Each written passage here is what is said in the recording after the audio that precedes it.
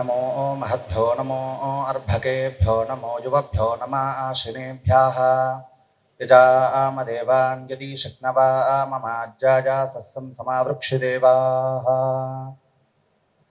आदौ श्रीमदखिलाण्डकोटि ब्रह्माण्डनायकं भक्ताभीष्टप्रदायकं श्री लक्ष्मी प्रसन्न वेंकटेश्वर स्वामिनं नमस्कृत्य एवं अधिमंचं विराजमानेभ्यः विबुधेभ्यः वेदभाष्य शास्त्रेषु कृत भूरि परिश्रमं कृतवद्भ्यः गुरुभ्यः तथा च वेद न्याय पुराण धर्मशास्त्रेषु कृत परिश्रमं कृतवद्भ्यः अस्मज्येष्ठेभ्यः अस्मत् पौरोहित्य विभाग संकाय प्रमुखेभ्यः तथा च वेद शास्त्रेषु कृत भूरि परिश्रमं कृतवद्भ्यः अस्मद्गुरुभ्यः महाभागेभ्यः तथा च अस्यां सभायां स्थितेभ्यः प्रमुखेभ्यः गुरुभ्यः सर्वेभ्यः नमांसि भूयांसि। मया स्वीकृतः अंशः वैदिककर्मसु जलविज्ञानम् इति शीर्षकाम् आधारीकृत्य यथामति प्रस्तोतुमिच्छामि। युगान्तेऽन्तर्हितान् वेदान् सेतिहासान् महर्षयः लेभिरे तपसा पूर्वम् अनुज्ञाता स्वयंभुवा इत्युक्तरीत्या लोककल्याणार्थं महर्षयः युगान्ते अन्तर्हितान् वेदान् तीक्ष्ण तपसा समग्रं वेदं सन्दर्श्य तत्सारभूतान् इतिहासपुराणादीन् दत्तवन्तः। तत्र नित्य नैमित्तिक काम्य रूपेण त्रिविधानि कर्माणि विहितानि वर्तन्ते। तैः कर्मभिः ऐहिकामुष्मिक फलं प्राप्नुवन्ति। तेषु कर्मसु प्राधान्येन उपयुज्यमानाः संभाराः मृण्मय दारुपात्राणि आज्यं जलं दर्भाः इत्यादीनि अनेके संभाराः भवन्ति। तेषु जलम् अत्यन्तं मुख्यस्थानम् आवहति। कर्मारम्भे आचमन प्रभृति कर्मावसाने ईश्वरार्पणं पुनः कर्मान्त आचमन पर्यन्तं जलं विना कर्तुम् अशक्यं भवति। तेनैव सिद्ध्यति च। बहुषु संभारेषु सत्स्वपि महर्षयः जलस्य एव मुख्यत्वं दर्शयन्ति। तादृश प्राधान्य दर्शनाय जले विद्यमानं वैशिष्ट्यं किम् इति वयं पश्यामः।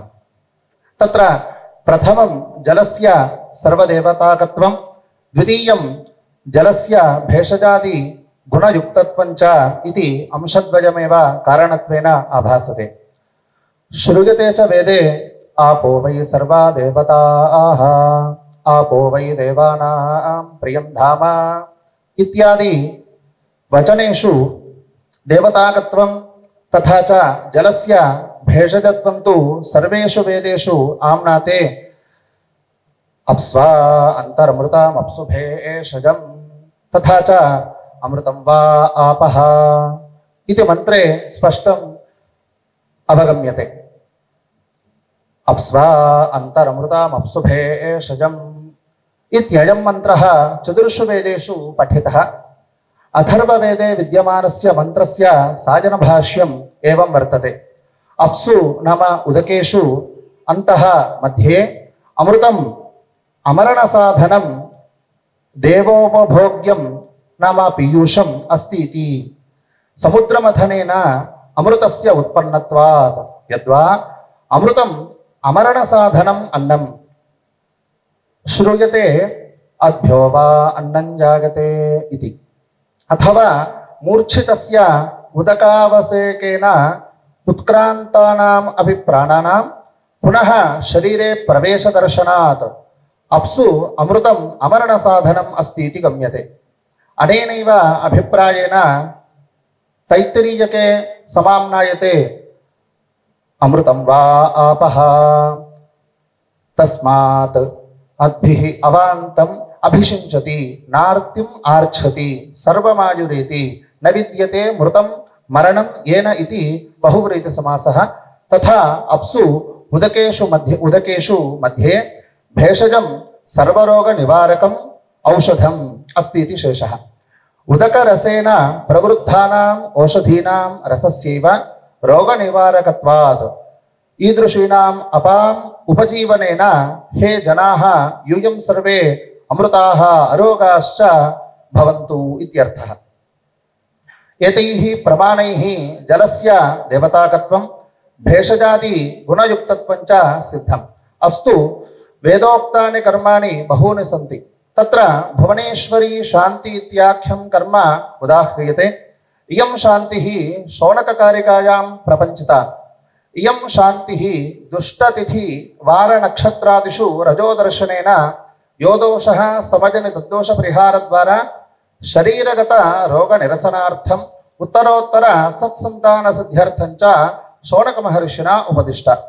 अतः इदानीं भुवनेश्वरी शान्तिकर्मणि प्रयुक्तानाम् अपां प्रयोजनं यथाक्रमं पश्यामः। आदौ अस्मिन् कर्मणि अपां विनियोगं कुत्र कुत्रेति पश्यामः।